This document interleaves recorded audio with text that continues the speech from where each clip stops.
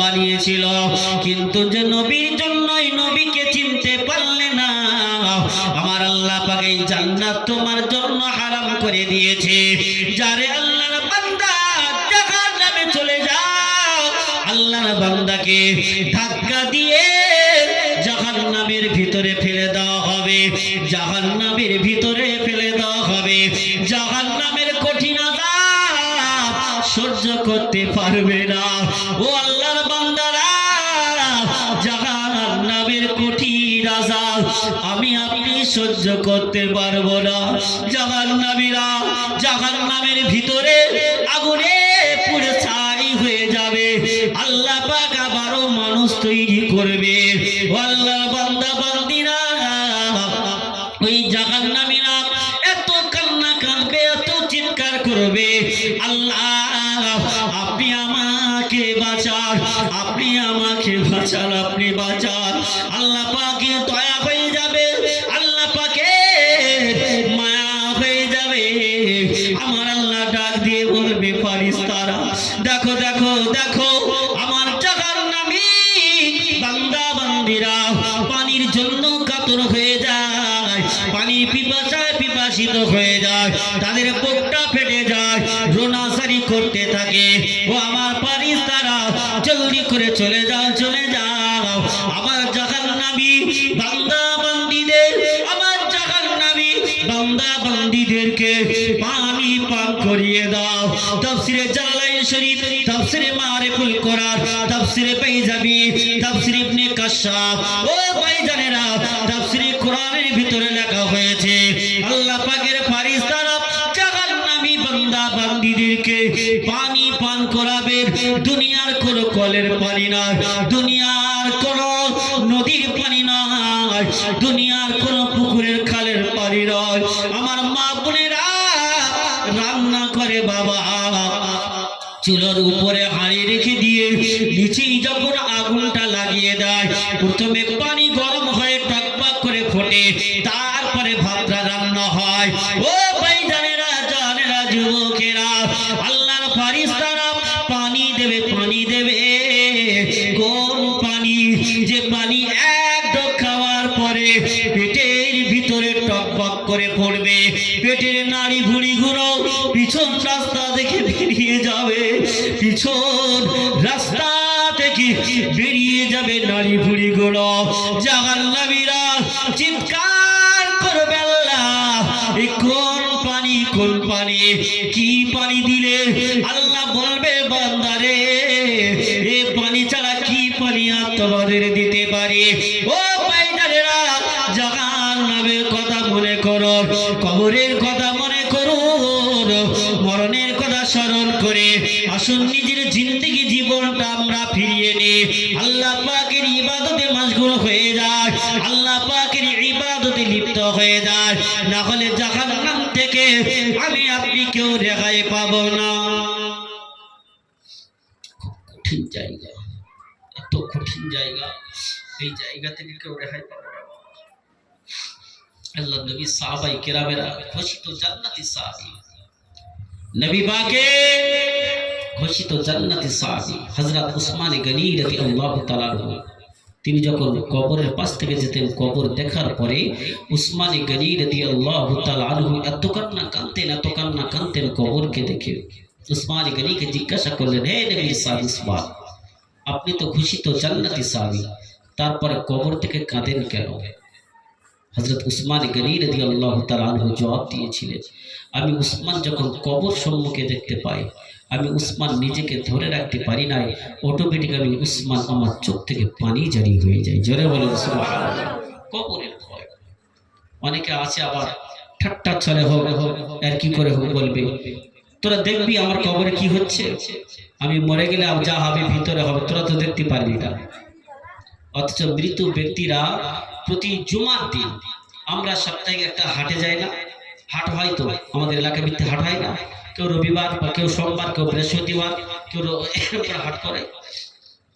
প্রতি মাইয়েতদের সপ্তাহে একদিন হাট হয়, আমরা আমাদের চোখে দেখতে পাই নাই, তারা কিন্তু বাজার করতে আসে না, তারা থলে ব্যাগ নিয়ে বাজার করতে আসে না, তারা হাত দুটো নিয়ে ভিক্ষা চাইতে আসে। আমার আপনার ঘরের দরজার কাছে সে বলে ছেলেদের মেয়েদেরকে ডেকে, তোমরা আমাদের জন্য কিছু দান করো, আমাদের জন্য সবর সারির মাহফিল করো। আমরা কবরে ঠিক থাকতে পারি না, কিন্তু আমাদের চোখে আমরা সেটা দেখতে পাই না। সপ্তাহে একদিন তাদের হাট বসে যায়। আজকের বাড়িওয়ালা জনাবের মতন অনেক বিদায় নিয়েছেন কয়েকদিন আগে। প্রোগ্রামটা কয়েকদিন আগে হওয়ার কথা ছিল, কিন্তু ইন্তেকালের জন্য ডেটটা পিছিয়ে হয়েছে। তার আম্মা যেন দুনিয়াতে নাই। আমি যে আয়াতটা পড়েছিলাম, ওয়াকাযা রাব্বুকা আল্লা তা'বুদু ইল্লা ইয়্যাহু ওয়া বিল ওয়ালিদাইনি ইহসানা।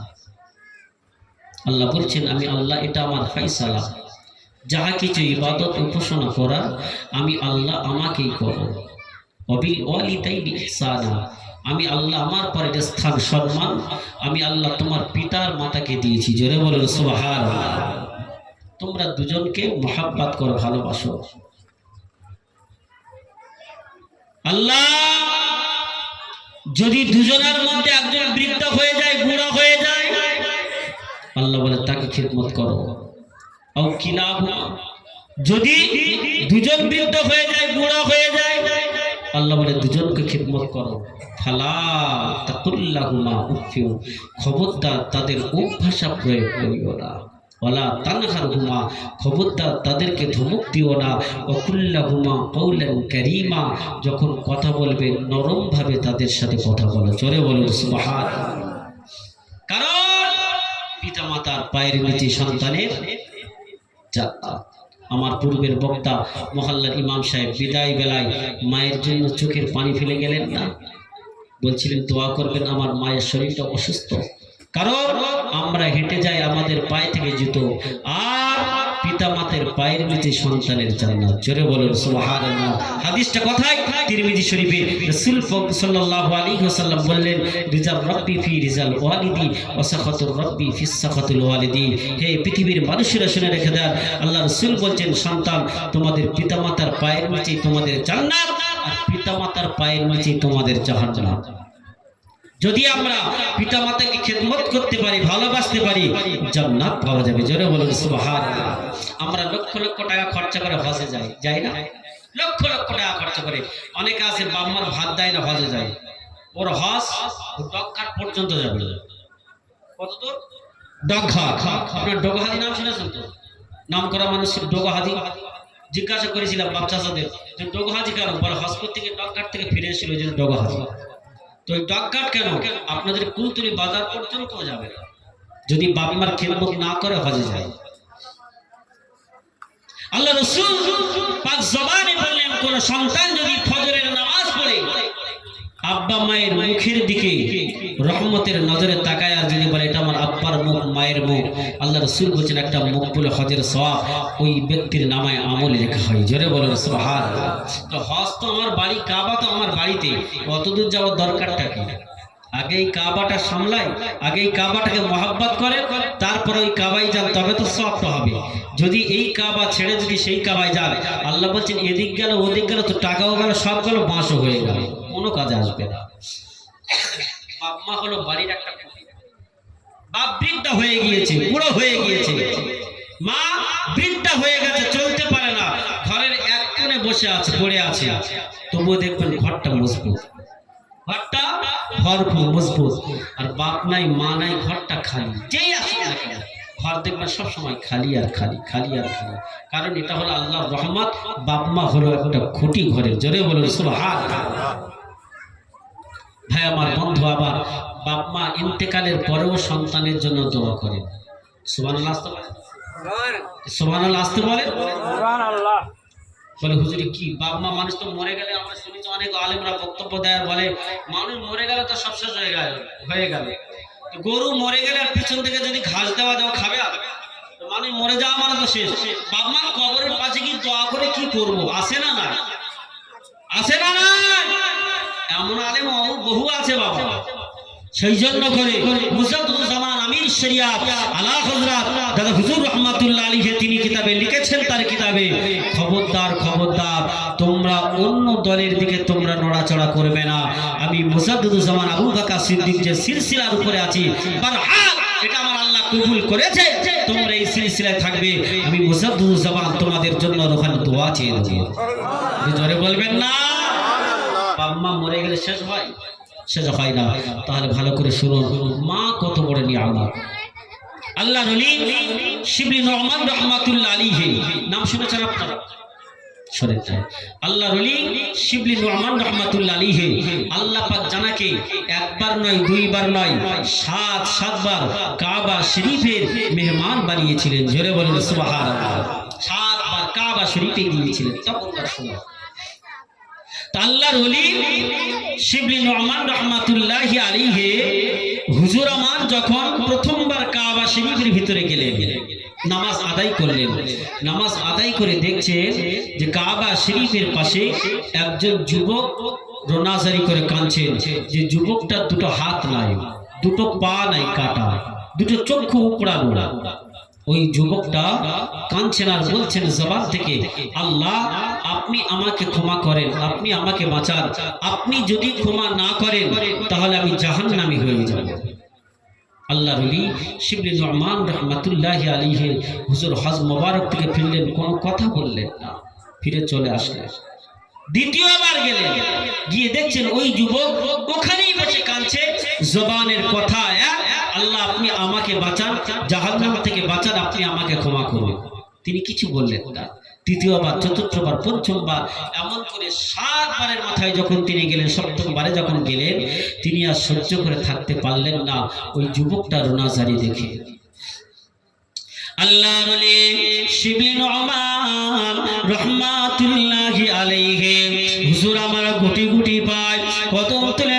তুলে আল্লাহর ওলি শিবলি নুমান রাহমাতুল্লাহি আলাইহি ওই যুবকটার কাছে হাজির হয়ে গেলেন সালাম দিলেন ও ভাইজানেরা যুবক সালামের জবাব না দিলেন আল্লাহর ওলি শিবলি নুমান রাহমাতুল্লাহি আলাইহি বলেন ও বাবা যুবক কিছু মনে নিও না বাবা আমি শিবলি নুমান একবার নয় দুইবার নয় তিনবার নয় আল্লাহ পাক কাবা শরীফে 7বার মেহমান করে আনিয়েছে ও বাবা যুবক 7বার আমি আসলাম একই জায়গায় বসা এমন করে রোনাজারি করে কাঁদতে দেখেছি আল্লাহ পাক আপনি আমাকে ক্ষমা করে দিন আল্লাহ পাক আপনি আমাকে মাফ করে দিন ক্ষমা করে দিন বাবা যুবক রে আমি শিবলি নুমান বুঝতে পারি না তোমার দুটো হাত কাটা তোমার দুটো পা কাটা তোমার চক্ষু দুটো উপড়ানো জবানের ভাষা হলো একটাই ব্যাপারটা কি কারণটা কি জিনিসটা জানতে চাই যুবক ডাক দিয়ে বলে আপনি মনে হয় সাধারণ দুনিয়ার কোনো মানুষ নন মনে হয় আল্লাহ আপনাকে ওলি বান্দা করে পাঠিয়েছে ও আল্লাহর ওলি শিবলি নুমান রাহমাতুল্লাহি আলাইহি হুজুর বেয়াদবি নেবেন না আমার হাত কাটার রহস্য আছে একটাই আমার পা কাটার রহস্য হলো একটাই আমার চক্ষুটা উপড়ানোর রহস্য হলো একটাই আপনি যেহেতু জানতে চেয়েছেন কাবা শরীফে 7 বছর আমি কাঁদি এখানে বসে একবারও কেউ জিজ্ঞাসা করেন না আপনি যেহেতু জিজ্ঞাসা করেছেন তাহলে আপনার কাছে আমার মনের কষ্টটা খুলে বলি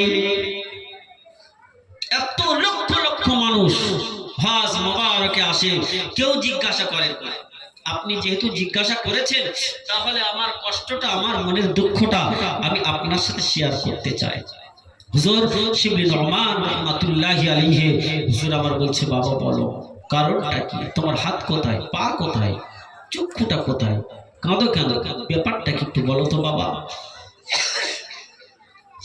ও তরেরা যুবকেরা ও কলিজা টুনারা যুবক ডাক দিয়ে বলেন ও আল্লাহর ওলি শিবলি নুমান হুজুর বেয়াদবি নেবেন না হুজুর বেয়াদবি নেবেন না আমি যখন পৃথিবীর জমিনে ভূমিষ্ঠ হয়েছে আমার আব্বা দুনিয়ার জমিন থেকে ইন্তেকাল হয়ে গিয়েছে মারা গিয়েছে আমি আমার আব্বা জানের খেদমত করতে পারি না আমি আমার আব্বা জানের ঠিক মতন চিনি না ও আল্লাহর ওলি শিবলি নুমান রাহমাতুল্লাহি আলাইহি হুজুর আমার মা জননী আমাকে মানুষের মতন মানুষ করার জন্য, হুজুর আমাকে মানুষের মতন মানুষ করার জন্য আমার মা বিবাহ বন্ধনে আবদ্ধ হন নাই, আমার মা বিবাহ করেন নাই।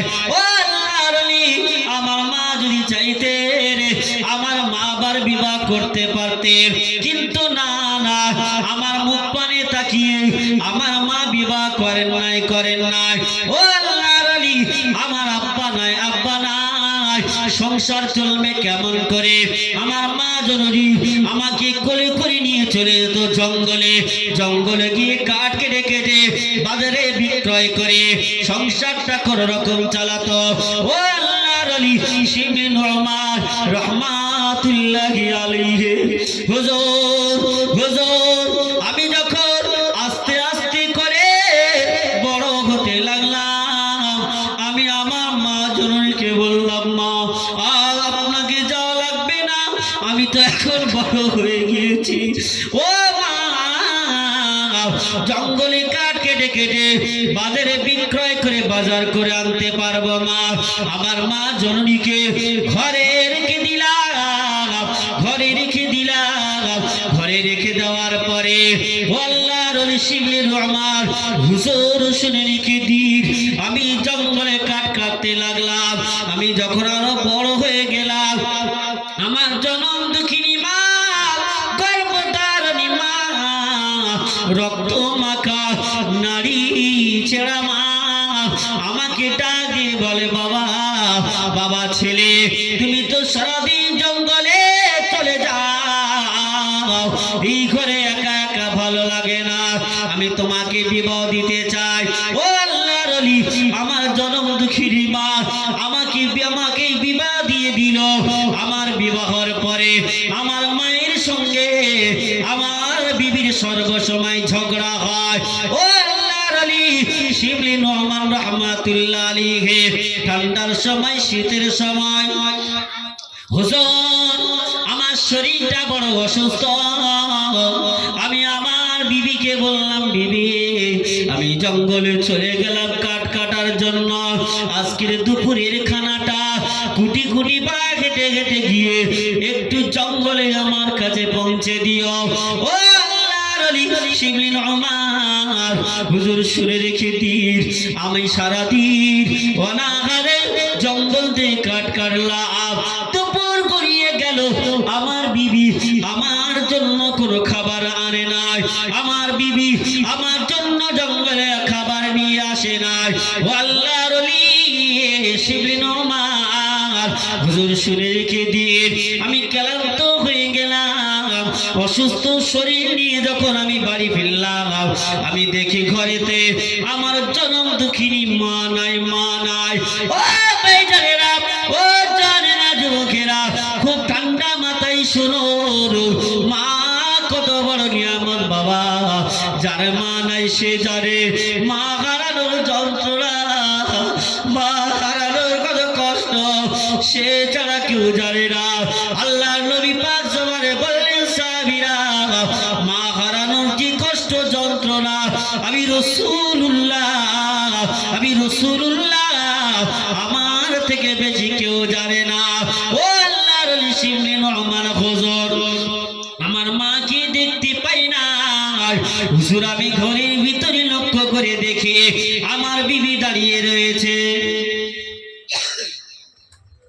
হুজুর আমার মাকে আমি দেখতে পাই না, বিবি আমার ঘরের ভিতরে দাঁড়িয়ে আছে। আমি কাঠটা ফেলে বিবির কাছে গিয়ে জিজ্ঞাসা করলাম, বিবি ব্যাপারটা কি, কারণটা কি? আমি বলে গিয়েছিলাম আমার শরীরটা খুবই খারাপ, অসুস্থ শরীর নিয়ে তোমাদের জন্য আমি জঙ্গলে কাঠ কাটতে গেলাম, দুপুরের খানাটা নিয়ে যাওয়ার জন্য বলে গেলাম, কই দুপুরের খানাটা তো পৌঁছে দিলে না। ও ভাইজানেরা, বিবি ডাক দিয়ে বলে, ও আমার প্রাণের স্বামী, খানা আপনি পরে খাবেন, তার আগে আমার একটা প্রশ্নের জবাব আপনাকে দিতে হবে, একটা প্রশ্নের উত্তর আপনাকে দিতে হবে। একটু আগে আসেন তো, একটু আগে আসেন, যারা আসছে একটু বসার সুযোগ করে দেন। দুরূদ শরীফ আল্লাহুম্মা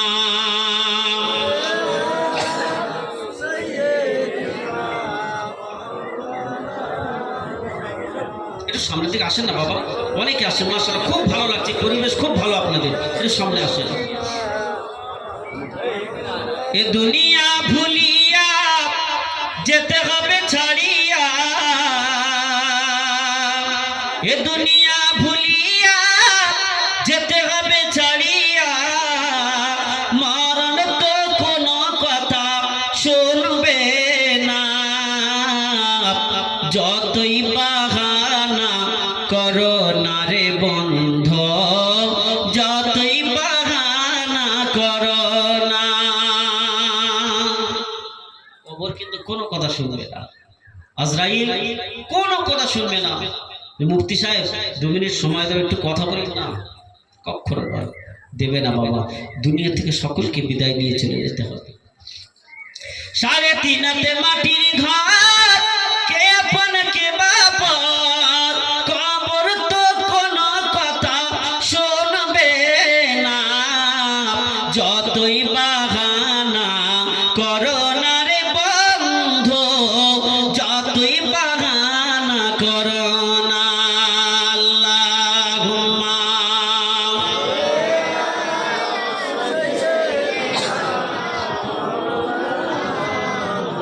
ওয়া আলা আলিহি।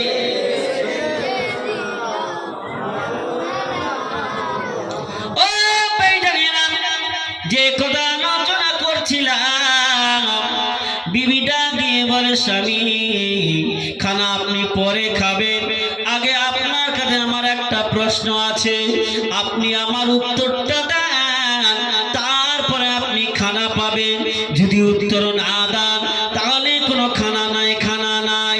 স্বামী ডাক দিয়ে বলে বিবি কি হয়েছে বলো। বিবি ডাক দিয়ে বলে স্বামী আপনি আমাকে চান না আপনি আপনার জননী মাকে চান? আপনি যদি আপনার মাকে চান তাহলে এখন এই মুহূর্তে আমাকে 3 তালাক দিয়ে দেন। যদি আপনি আমাকে চান তাহলে আপনি আপনার জনম দুঃখিনী মাকে ঘর থেকে তাড়িয়ে দেন। ও আল্লাহর ওলি, আমার বিবির কথা শুনে আমি আর সহ্য করে থাকতে পারি না। হুজুর আমি আর সহ্য করতে পারি না। হুজুর আমি আমার জনম দুঃখিনী মা, হুজুর আমি আমার গর্ভধারণী মাকে খুঁজতে লাগলাম। আমি খুঁজে খুঁজে দেখি ঠান্ডার সময়, শীতের সময় আমার মা জননী কিছু কাঠ নিয়ে আগুন লাগিয়ে, আমার মা আগুনটা নিয়ে আগুনের পাশে বসে রয়েছে। ও আল্লাহর ওলি, আমি আমার বিবির কথা মনে পড়ে গেল। হুজুর আমি আমার বিবির কথাটা মনে পড়ে গেল। আল্লাহর ওলি, আমি সহ্য করতে পারি না। আমি পিছন থেকে গিয়ে জননী মাকে 1 লাথি মেরে দিলাম। আবার জনম দুঃখিনী মা ওই দাউদা করে জোলা কাঠের আগুনের উপরে হুজুর আমার জনম দুঃখিনী মা পড়ে গিয়েছে। হুজুর আমি অজ্ঞান হয়ে গেলাম, হুজুর আমি বেহুশ হয়ে গেলাম। হুজুর আমার যখন হুঁশ ফিরেছে, হুজুর আমি যখন হুঁশ ফিরে পেয়েছি, আমি লক্ষ্য করে দেখি পৃথিবী জমিনে জনম দুঃখিনী মার নাই। আমার মা গুনে পড়ে পুড়ে গিয়েছে, ইন্তেকাল করেছে। হুজুর আমি আর সহ্য করতে পারি না। ও আল্লাহর ওলি, কত বড় অপরাধ করলাম, কত বড় ভুল করলাম। হুজুর আমি আর সহ্য করতে পারি না। হুজুর আমি কি করলাম যে মা আমার জন্য বিবাহ করেন না, আমাকে মানুষের মতো মানুষ করার জন্য আমার জনম দুঃখিনী মা বিবাহ করেন না। হুজুর আমি আমার ওই মা জননীকে আগুনে ফেলে দিলাম লাথি মেরে। আমার মার নাই কাকে মা বলবো? ও আল্লাহর ওলি, শিবলিন ওমার হুজুর আগুন দেবেন না, আমি থাকতে পারি না। আমি দৌড়ে চলে গেলাম, যে কুড়াল দিয়ে জঙ্গলে আমি কাঠ কাটতাম, ওই কুড়ালটাকে নিয়ে ডান হাতখানা ধরে বাম হাতটা আমি কেটে ফেললাম। আমি কি অপরাধ করেছি? আমি কি ভুল করেছি? আমার বাম হাতখানা আমি কেটে ফেলে দিলাম। ও আল্লাহর ওলি, আল্লাহর ওলি, এটা আমি বুঝতে পারি না, এটা আমি বুঝতে পারি না। আমার শুধু মনে হয় আমার কলিজা ফেটে যায়, যে আঘাতটা কলিজার ভিতরে হয় সেটা আমার জনম দুঃখিনী মা জননীকে হারানোর কষ্ট ব্যথা। দোয়া করে দেবো না চলবে? কারা কারা চলবে না হাত তোলেন তো দেখি। মাশাআল্লাহ, আবেগে তাকবীরটা নারে তাকবীর। না এই মিলা শোনার মনোভাব নেই, এই জোরে তাকবীরটা নারে তাকবীর। আপনাদের এলাকায় চাষ হয় তো নাকি? সব চাষি এলাকা তো বাপ তকবীর এত আসতে কেন? দুনিয়াবি যে তকবীর গুনা ধ্বনি গুনা সেগুলো জোরে হয়, আর আল্লাহর তাকবীর দিতে গেলে আসতে হয় কেন? আচ্ছা আপনারা সকালবেলা মাঠে যান তো? দুই শ্রেণীর মানুষ মাঠে যায়। কয় শ্রেণীর? দুই শ্রেণীর। এক শ্রেণীর মানুষ দেখবেন সকালবেলা উঠে চায়ের দোকানে যাবে, গিয়ে তাদের কথা বলার স্টাইলটা আলাদা। কে বলবেন ভাই দোকানদার একটা বিস্কিট দাও তো। বিস্কিট কি বলবে? বিস্কুট না, বিস্কিট। বিস্কিট নেওয়া হয়ে গেল, এক কাপ চা খাওয়ার পর একটা পান দিয়ে বলবে আজিজ বিড়ি, কাকার বিড়ি, জাহান্নামের বিড়ি, কত রকম বিড়ি আছে না, দাও একটা বিড়ি দাও। বিড়িটা নিয়ে টানতে টানতে মাঠে যায়। 12:30 থেকে খুব জোর হলে একটা, এখন তার একটা করে না, 12:30 পর্যন্ত কাজ করে। ঠিক বলছি?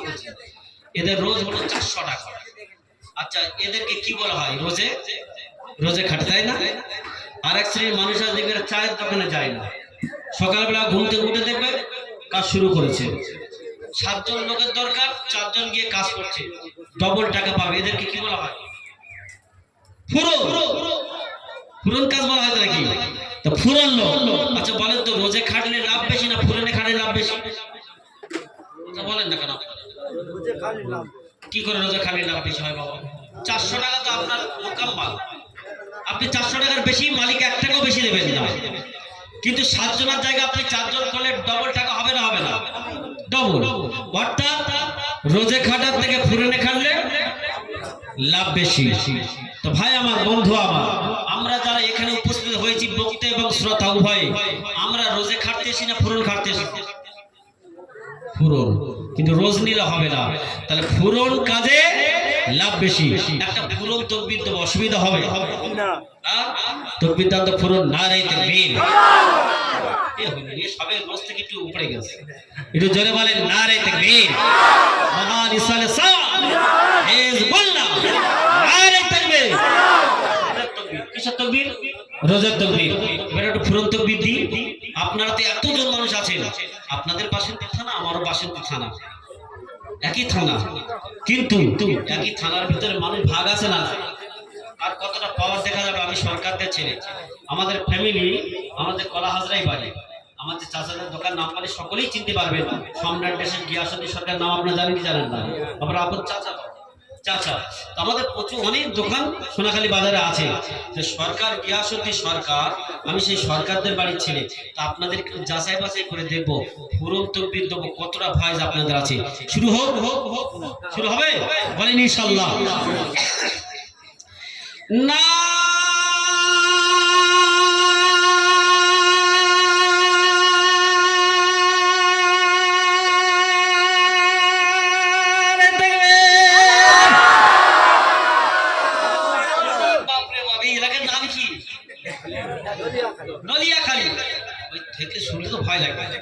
বিশ্বাস করে নাম শুনলে আমার ভয় লাগে। কেউ যদি আমার গত বছরে কোনো জলসার কমিটি ভাইরা আসলে আমার ফোন করেছে যে আপনাকে 12টা থেকে 2টো টাইম, আমি ভাই তুই আমাকে 500 টাকা নিয়ে আমার দাওয়াত করিস। আমি যাবো না ভাই ওই জায়গায়, আমার দ্বারা অসম্ভব। আমার বাবার কেউ নেই, আমার 2টো বেটা, আমার বাবা, আমি ছোট, সবকিছু আমার উপরে। তোরা করিস নি বাপ, আমার আমি যাবো না, খুব ভয় লাগে। তবে ভাই এই জায়গাটা যেখানে দেখবেন খারাপ, সেখানে দেখবেন ভালো মানুষের আবির্ভাব। জোরে বলবেন সুবহানাল্লাহ। যেখানে দেখবেন খারাপ জায়গা, সেখানে আল্লাহ পাক এক ওলি পাঠিয়েছে। জোরে বলবেন না? ভাই আমার, বন্ধু আমার, তো পুরো তকবীর যে আপনাদের এত জলসায় তো মাশাআল্লাহ ভালো লোক হয় তো নাকি? এলাকায় জলসা হয় তো, এখানে লোক হয় তো? ভাই আমার, বন্ধু আমার, বক্তারা আগে বলেছে একটু পুরো তকবীর দেবেন। কারি আব্দুল বাসিত পৃথিবীর শ্রেষ্ঠ কারি, তিনি বলেছিলেন আমি যে ক্লাস শুরু করছি তাতে যদি আমার গলা ফেটে যায় আমি মরে যাব, শহীদের সওয়াব পাবো, তারপরে আমি নিঃশ্বাস ত্যাগ করবো না। জোরে বলে সুবহান। আওয়াজ দিয়েছিলেন ভাই, শেষবারের মতো তাকবীর দেন, নারে তাকবীর।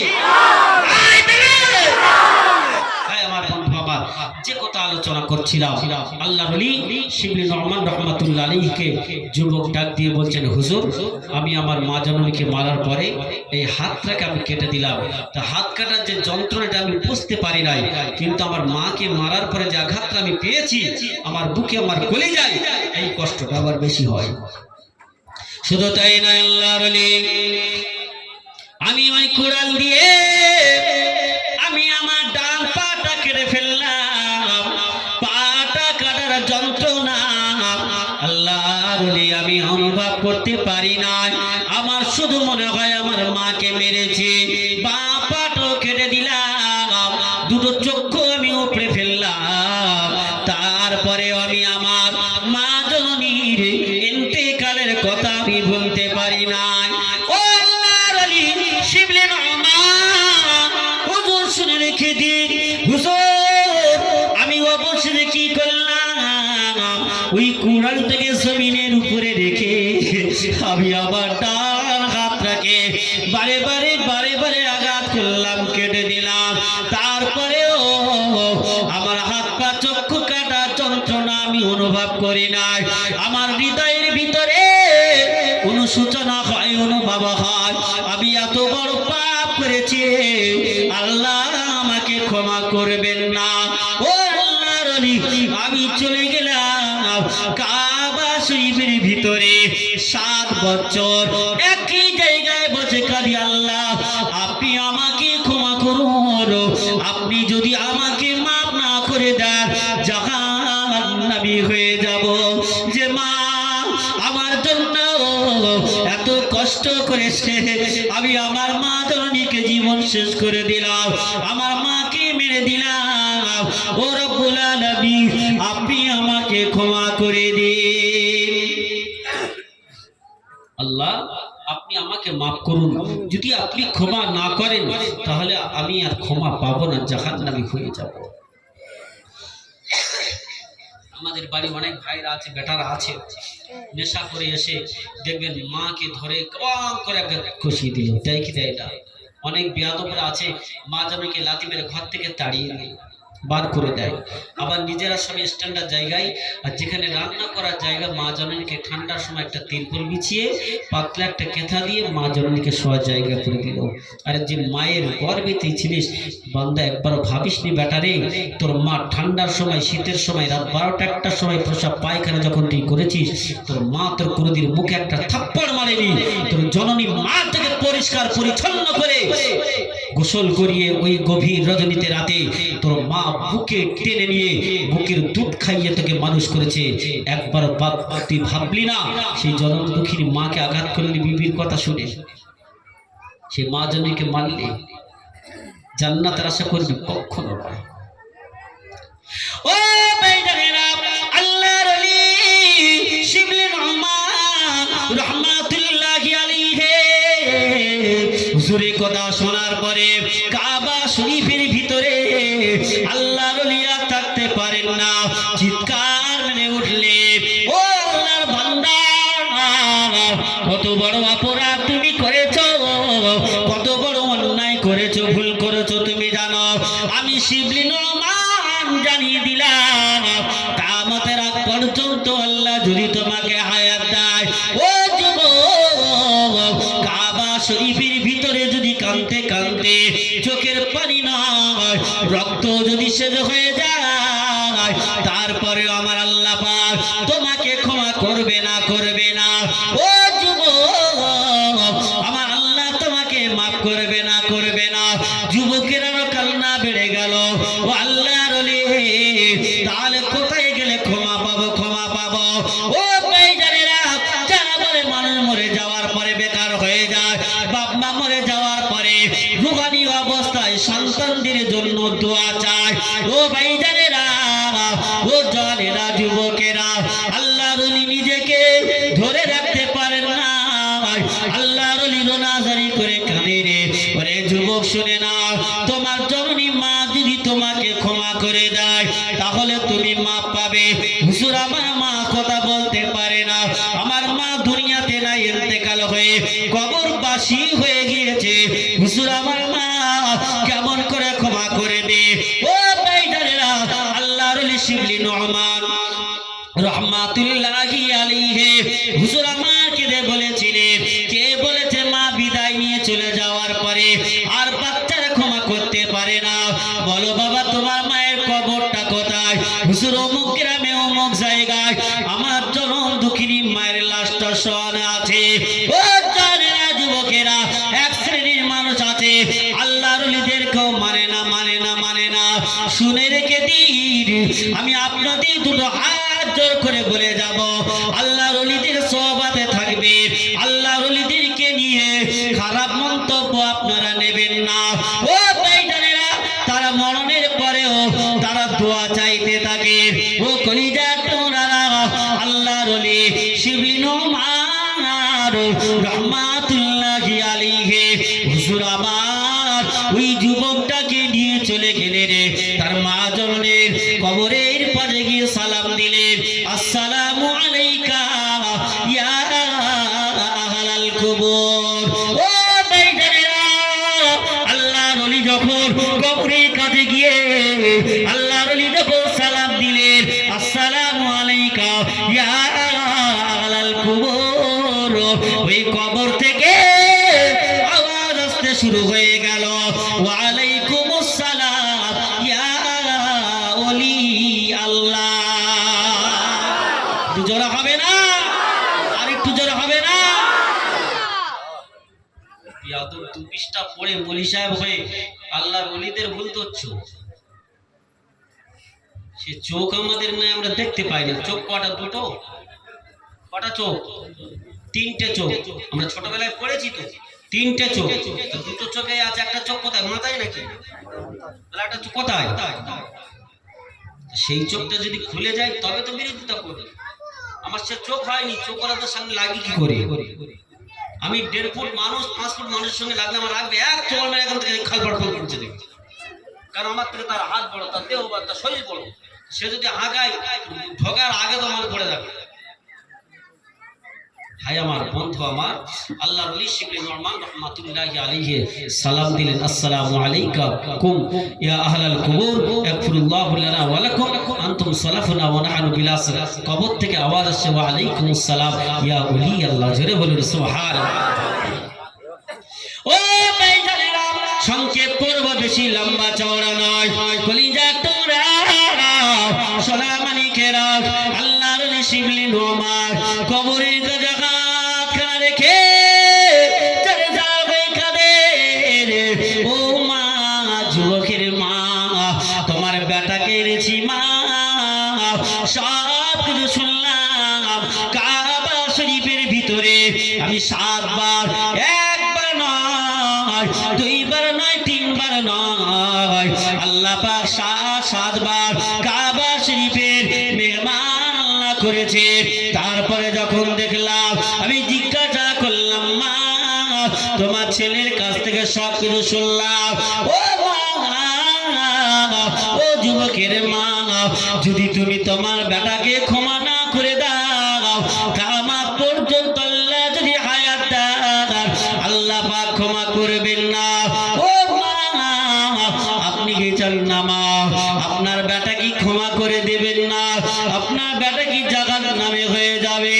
ও ভাইজানেরা, কবরের ভিতর থেকে আওয়াজ আসে, ও আল্লাহর ওলি শিবলি নোমান রহমাতুল্লাহ আলাইহি, আপনি জানেন মায়ের মন পৃথিবীর সবথেকে বড় মন।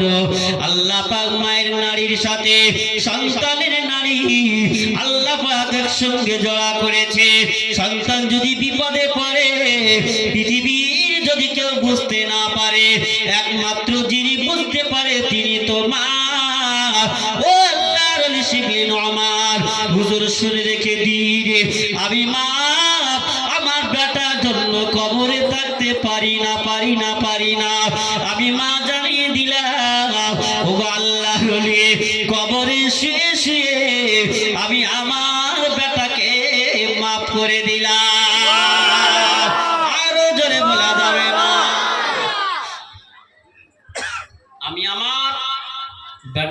খালি অবস্থায় কবরে শুয়ে আমি মাফ করে দিলাম। জোরে বলেন সুবহানাল্লাহ। দরুদ শরীফ আল্লাহ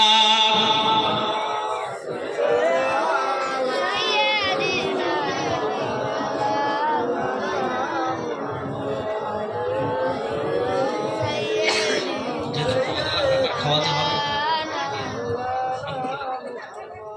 হ্যাঁ আমার বন্ধু বাবা, আমি আপনি দুনিয়া থেকে বিদায় নিয়ে চলে যাব বাবা, কবরের সঞ্চয় আমাকে আপনাকে করে যেতে হবে। কিছু আমাকে আপনাকে তৈরি করে নিয়ে যেতে হবে। আমরা অনেকে নামাজ পড়ি না, আমি অনুরোধ করব পৃথিবীর শ্রেষ্ঠ ইবাদত আফজালুল ইবাদাতুস সালাত, পৃথিবীর শ্রেষ্ঠ ইবাদত তার নাম হলো নামাজ। এই নামাজ যদি না পড়ে কবরে যায়, কি মুক্তি আল্লাহর দরবারে দেখাবো বাবা। জীবনে বহু আশ শুনেছেন, আমল যদি না করতে পারি বাবা, জিন্দগি জীবনটা সব বেকার হয়ে যাবে। আমি আপনাদের ছোট ভাই, আপনাদেরই সন্তান, এসেছি আল্লাহ পাক আনিয়েছেন। স্বল্প সময় হলেও যা কিছু আলোক আলোচনা করেছি বাবা, একটু আমল করার চেষ্টা করবে। তাতে আমি ভাববো আল্লাহর কাছে বলতে পারবো, আল্লাহ আমার ওয়াজ শোনার পরেও তো দুজন চারজন তারা আমল করেছে, আপনি হেদায়েত দিয়েছেন। হেদায়েতের মালিক অনেকে আবার প্রশ্ন করেন যে হুজুর জলসা মিলাদ দিয়ে কি হবে, কটা মানুষ হেদায়েত পেয়েছে নামাজ পড়ে? হেদায়েতের মালিক কোন পৃথিবীর মলি সাহেব, কোন নবী এবং রাসূল হেদায়েতের মালিক?